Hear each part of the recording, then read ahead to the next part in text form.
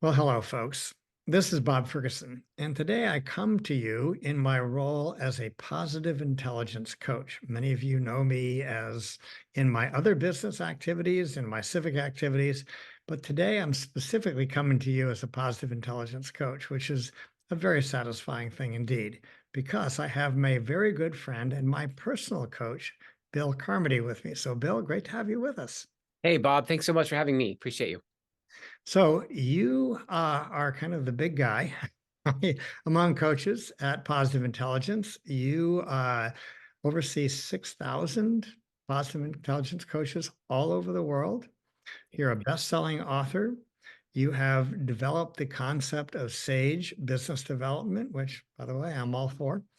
And so that's why I have you come on today. So, what I'd like to do is just have you give our viewers a snapshot, quick view of what is positive intelligence, why is it significant, what's a little bit of the science behind it, and then specifically how you've seen it applied in anything from a startup to a Fortune 100 tech company. So, Bill, take it away. Thank you, Bob. I appreciate that very much. You know, the thing that attracted me when I first discovered positive intelligence, it is the understanding of what mental fitness is and how mental fitness can actually positively enhance our performance as well as our relationships and our well-being. And so, what positive intelligence is the foundational operating system for mental fitness. So, you've heard of companies like Calm and Headspace and others out there, and they do a really good job of things of meditation and being able to help you really focus in on your brain activity. But what they tend to miss or lack is a unique mental fitness operating system that allows me to understand my negative self-talk when it's happening so that I can quiet it down and focus in on my more positive sage perspective. So it turns out that we have 10 saboteurs, and what these saboteurs do is they stop us from being the best version of ourselves. And so what we simply do is we identify the voices of each of those 10 saboteurs, we quiet them down, they never completely go away, but then we raise up our sage powers so we can be more empathetic, we can explore, innovate, activate, and really navigate our life's purpose and be in that place where we can really be the best version of ourselves and support our companies and organizations to do the same. How was that? I think we can quit now. And that's my experience. Just a little bit about my experience. I bumped into Shirzad's book, Positive Intelligence, read it about 5 years ago, found a few little exercises on YouTube and did it for a while. And, it kind of just didn't stick because there wasn't sticky. It wasn't sticky. There wasn't a lot of infrastructure. Fast forward to a year and a half ago, a friend of mine said, I'm going to put a positive intelligence pod together. I said, is that Shirzad Shameen's thing? She goes, oh, yeah. And I go, okay, I'm in. And so I did it July of, two Julys ago. And I can say, I tell people that, I have no scientific way of measuring this, but without hyperbole in my mind, I feel like I'm at least 50% more effective and 50% happier than I was before. And I was pretty effective and pretty happy before. So this has had a profound effect on me, on my capability. And then I've brought about 50 people through all the Yeah. way from, just very, ordinary folks, like me, to people who are in quite significant positions. And every one of them, to a person, has said, wow, this is really different. It's not just intellectual understanding. It's not just some kind of headspace exercise. It really is an operating system. And that is what really appealed to me. It's an And integrated operating system that's intellectually satisfying and includes a process, right? yeah, and Bob, you see what happens in businesses is that oftentimes we talk a lot about the importance of culture, right? The old saying that strategy eats culture eats strategy for breakfast, right? We've heard that before. And yet at the same time, one of the things that's so challenging is how do you positively impact culture? And what ends up happening is that most people don't bring their full selves to work. They are, if they are coming in at all, they're like, this is what my role is supposed to be. And so they put on their blinders and they say, this is what I'm supposed to do because this is what I was hired to do. And all this other stuff is extraneous and I shouldn't be focusing on it. And what ends up happening is that very narrow view actually misses a lot of the growth that the company could actually expand if they were to bring their whole selves in. And if you and I are working together, it would also be equally important that that I recognize the whole person that you are, and you recognize the whole person that I am, so that we understand that we're more than just our individual roles, and that collectively we can create really creative things together if we actually understand how to tap into each other's strengths. But usually what happens is that two people come in and it's like, I have an agenda, you have an agenda, and we fight it out. And so what ends up happening is we go through all the bureaucracy and the red tape, and there's just a lack of continuous growth that we know is possible. But our team members are not collaborating in the ways that they could be. And reason why is because we do a saboteur dance. I feel judged by you, so I attack you personally or professionally, or I undermine your whatever you're trying to do, because I know that it's a zero-sum game. Whatever resources you take in the organization means resources that I can't take, and we try to fight it out, right?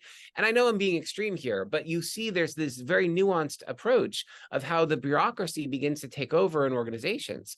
What ends up happening with something like a mental fitness platform like Positive Intelligence is that if I understand that my top two saboteurs are my controller and my hyperachiever, and you also know that, then you know when I'm trying to go way above beyond what the company is supposed to do, you're like, hey, that might be Bill's hyperachiever.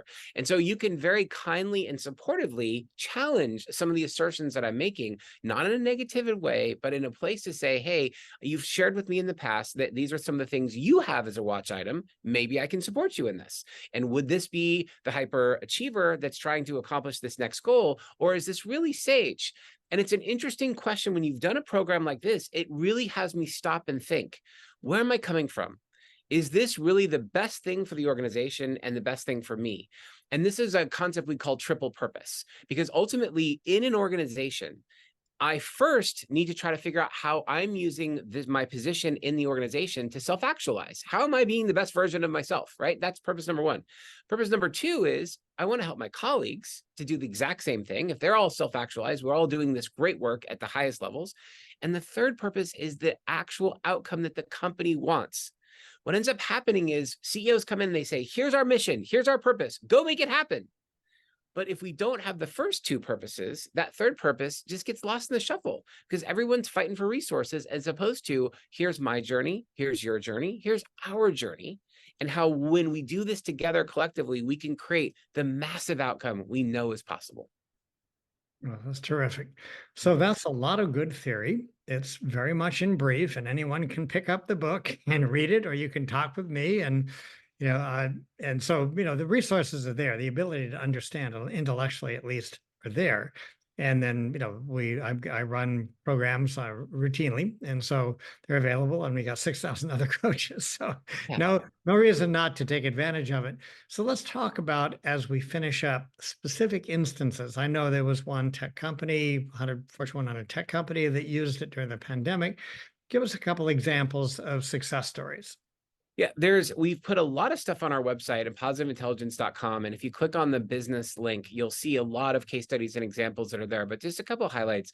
We had one Fortune 100 company that came in and they did a pilot program when they were thinking very specifically, like, is this going to work? Is it not going to work?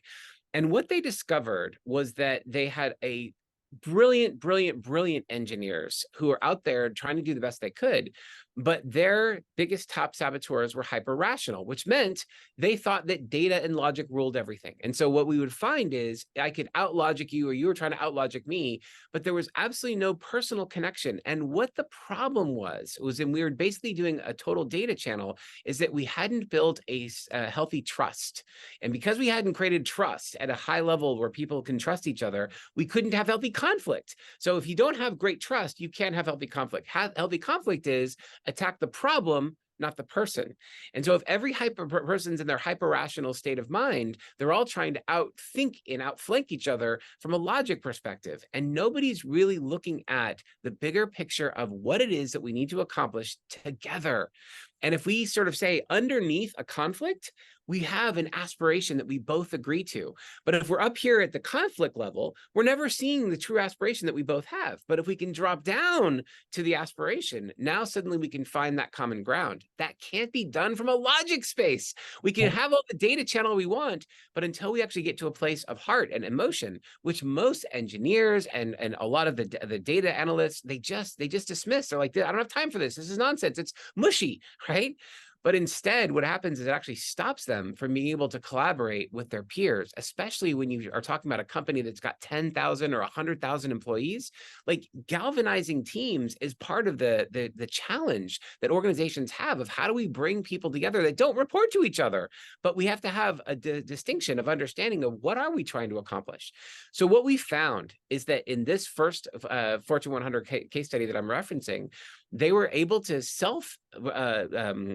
reflect on the fact that every participant in the program saw that they moved forward 17 out of the 18 emotional intelligence competencies, which is one of the big goals that they had, which is to say, wow, I'm now having a much better understanding of how my individual work impacts the larger whole, how I can be more emotionally intelligent connected to my peers, and through that emotional intelligence, how we can actually move the ball forward in the ways they wanted. They saw greater efficiency, productivity gains, and the interconnected relationships that they had really felt had stalled before they started doing this work suddenly opened up in new and interesting ways. And this has been consistent across all these organizations that we worked with, is that it starts to get to a place where the teams start to really play team. And you can do it on paper. You can say, hey, this is the organization and here's who's supposed to work together. It But it's has to not be a real. team, right? It has to coalesce. Yeah.